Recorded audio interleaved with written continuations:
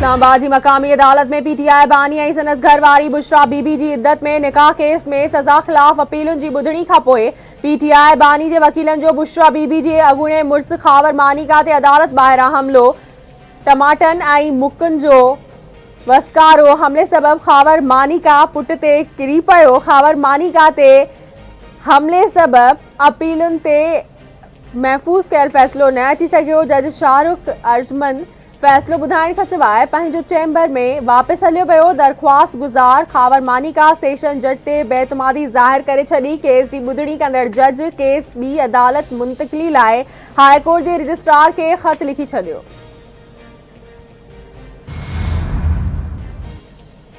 ख़ावर मानिका अदालत में नामुनासिब लफ़्ज़ इस्तेमाल कया। जज ते केस न ॿुधण लाइ दॿाउ विधो वियो। सियासी तौर ते कयल केसनि में देर जा हरबा इस्तेमाल कया पिया वञनि। पीटीआई बानी ऐं बुशरा बीबी खे क़ैद में रखण जा केस मरी चुका आहिनि। PTI chairman barrister Gohar Shibli Faraz Umar Ayub ऐं अली मोहम्मद ख़ान जी इस्लामाबाद में मीडिया सां ॻाल्हि ॿोल। सुप्रीम कोर्ट पंहिंजी ग़लतियुनि जो अज़ालो कयो आहे। ज़रूरत इन ॻाल्हि जी आहे त बर्तानिया बि ग़लतियुनि जो अज़ालो करे। इंट्रा पार्टी इलेक्शन न कराईंदड़ सियासी पार्टी चूंड निशान जे लाइ अहल न हूंदी आहे। सियासी जमायत इंट्रा पार्टी इलेक्शन न कराए फ़ैसिले ते तव्हांजी तनक़ीद अजाई आहे। सुप्रीम कोर्ट बरतानवी हाई कमीशन खे ख़त लिखी छॾियो। रजिस्ट्रार तरफ़ां चीफ जस्टिस काज़ी फ़ाइज़ ईसा जे हुकम ते बरतानवी हाई कमीशन खे ख़त लिखियो वियो। पीटीआई बानीअ खे इसराइली लॉबीज़ सपोर्ट करे रहियूं आहिनि। इसराइल संदसि गिरफ़्तारी ते कावड़जी पियो। पीटीआई बानी जा साहुरा इसराइल में आहिनि। आउं ॿीहर चवां थो त पीटीआई बानी जी जंग कंहिं सियासी जमात न पर पाकिस्तान सां आहे। संदसि इरादा मुल्क लाइ सुठा न आहिनि। हू इक़्तिदार लाइ मुल्क खे दाव ते लॻाइणु चाहे थो। मूं पंहिंजे प्रेस कॉन्फ्रेंस में पीटीआई बानी ते को बि इल्ज़ाम नाहे लॻायो। पीटीआई बानी जेके ॻाल्हियूं पाण कयूं मूं उहे ॿुधायूं आहिनि। सिंध जे सीनियर वज़ीर शर्जी ॾिना मेमण जूं मीडिया सां ॻाल्हियूं। संदसि चवणु आहे त पीटीआई बानी खे ट्विटर ते सहूलियत लाइ अडियाला जेल में मिलियल आहे। शेख मुजीब बाबति वीडियो पीटीआई बानीअ जे पंहिंजे अकाउंट तां शेयर कई वई।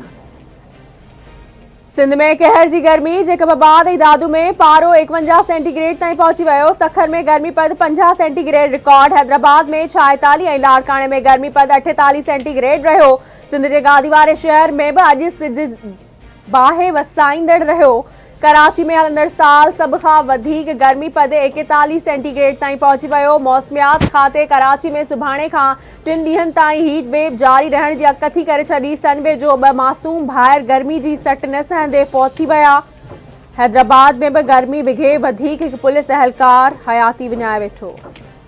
सिंध जे एक्साइज़ खाते तरफ़ां गाॾियुनि जी बायोमेट्रिक रजिस्ट्रेशन वारे जदीद निज़ाम जो इफ़्तिताह। सीनियर सूबाई वज़ीर शर्जी लीना मेमण पारां बायोमेट्रिक रजिस्ट्रेशन सिस्टम जो इफ़्तिताह। कराची जे सिविक सेंटर में मोटर रजिस्ट्रेशन विंग में गाॾियुनि जी रजिस्ट्रेशन लाइ 20 काउंटर्स ठाहिया विया।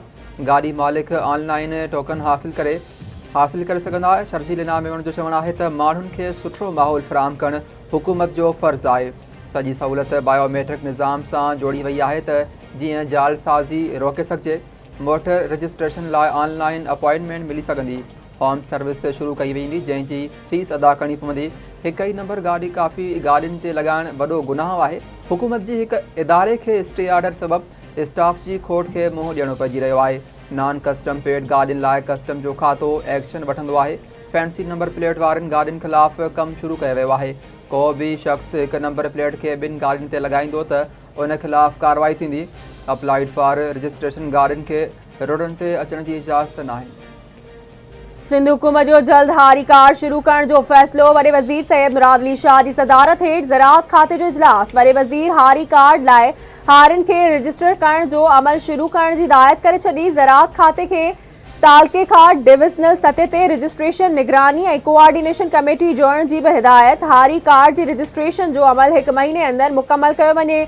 वॾे वज़ीर जी हिदायत। संदसि चवणु आहे त ज़रई तरक़ी मुल्क जी मज़बूत मईशत जी ज़ामिन आहे। हारियुनि खे ॿिज ऐं भाण में सब्सिडी ॾेई ज़रई तरक़ी लाइ कमु करणो आहे। सिंध जे वॾे वज़ीर सैयद मुराद अली शाह जी सदारत हेठि बेनज़ीर मज़दूर कार्ड जे हवाले सां पोरे खाते जो इजलास।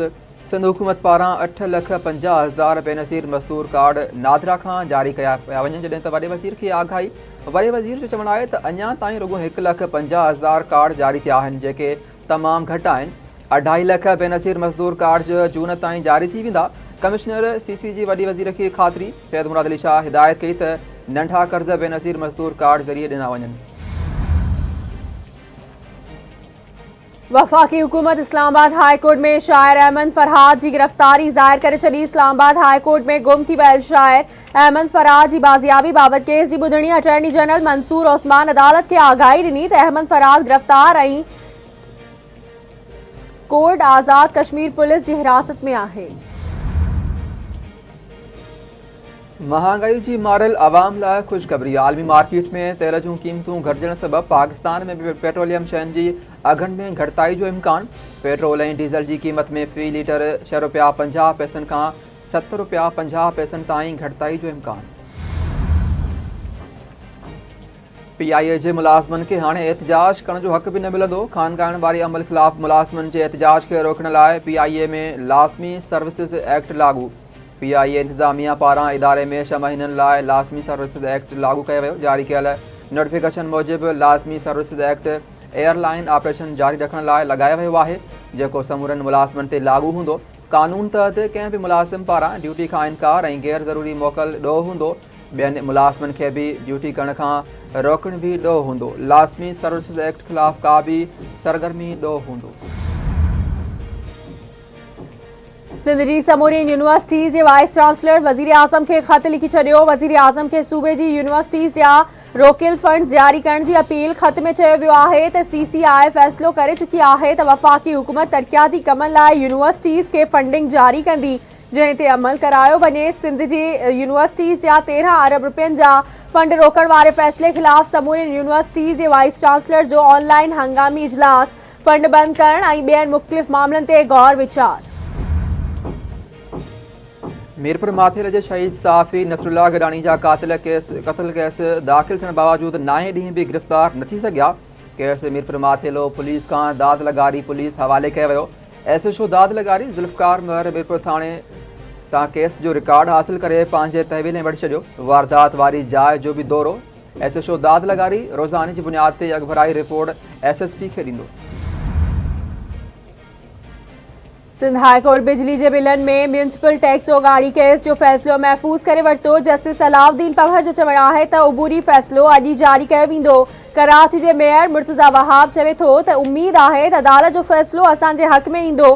ही मामिलो काउंसिल में खणी वेंदासीं त जीअं नए सिर जाइज़ो वरितो वञे। कराची शहर खे हलाइण लाइ टैक्स जी उगाड़ी ज़रूरी आहे।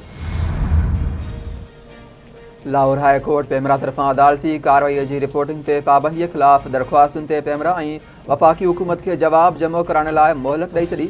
अदालत पाबंदी बाबति पेमरा जो कानून बि तलब करे वरितो। दरख़्वास्तुनि ते लार्जर बेंच जोड़ण लाइ चीफ जस्टिस खे फाइल मोकिलियो वियो। FIA हिक ई वक़्तु ॿिनि सूबनि में सरकारी मुलाज़मत कंदड़ ख़िलाफ़ जांच शुरू करे छॾी। गुलाम मोहम्मद मेडिकल कॉलेज जो प्रिंसिपल ऐं 5 सीनियर ऑफिसर 30 मई ते तलब करे वरितो।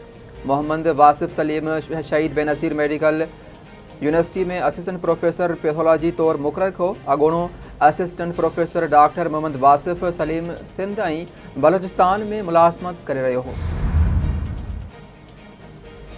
पाकिस्तान समेत सॼी दुनिया में कमु कंदड़ गॾियल क़ौमुनि जे अमन दस्तनि जो आलमी ॾियारो पाक फ़ौज पारां गॾियल क़ौमुनि जे जथनि खे भेटा पेश। ISPR मूजिबि UN अमन मिशन्स में ख़िदमतूं सरअंजाम ॾींदड़ बहादुर मर्दनि ऐं औरतुनि खे भेटा पेश करियूं था। पाकिस्तान गॾियल क़ौमुनि जे अमन मिशन में सभ खां वधीक सहकार कंदड़ मुल्कनि मां हिकु आहे। हिन वक़्तु अटकल 30,000 अमन जथा दुनिया जे मुख़्तलिफ़ मुल्कनि में ख़िदमतूं अंजाम ॾेई रहिया आहिनि। पाकिस्तान खे गॾियल क़ौमुनि जे अमन जे क़याम लाइ पंहिंजी वाबस्तगीअ ते फ़ख़्रु आहे। पाक फ़ौज तकरारनि सबबि मुतासिर इलाइक़नि में अमन खे हथी वठाइण लाइ किरदारु अदा कयो। 181 पाकिस्ताननि अमन जथनि में फ़र्ज़नि जी अदायगी दौरान क़ुर्बानी ॾिनी। अमन मिशन में शिरकत आलमी अमन लाइ असांजी क़ौम जी इज़त जो चिटो सबूत आहे। दुनिया जो सभ खां वॾो कार्गो जहाज़ कराची बंदरगाह ते लंगर अंदाज़ थी वियो। कराची बंदरगाह जे निजी टर्मिनल ते पहुतल जहाज़ MSC एना 400 मीटर डिघो आहे।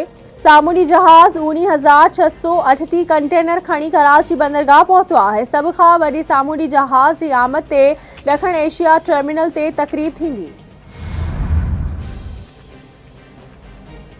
अमेरिका हाणे भी रिफा में ज़मीनी ऑपरेशन के हक़ में नाहे। हिन वक्त ताईं रिफा में सिविलियन के तहफ़ुज़ जो को भी प्लान नज़र नाहे आयो। व्हाइट हाउस के नेशनल सिक्योरिटी तर्जमान तरफा रिफा हमले की जांच जो ऐलान सुठो सौण करार। जानकर भी प्रेस ब्रीफिंग में चयो आहे त खेनि इसराइल की जांच जो इंतज़ार है। अहिड़ो कुछ नाहे थियो जो अमेरिका इसराइल की फौजी मदद रोके।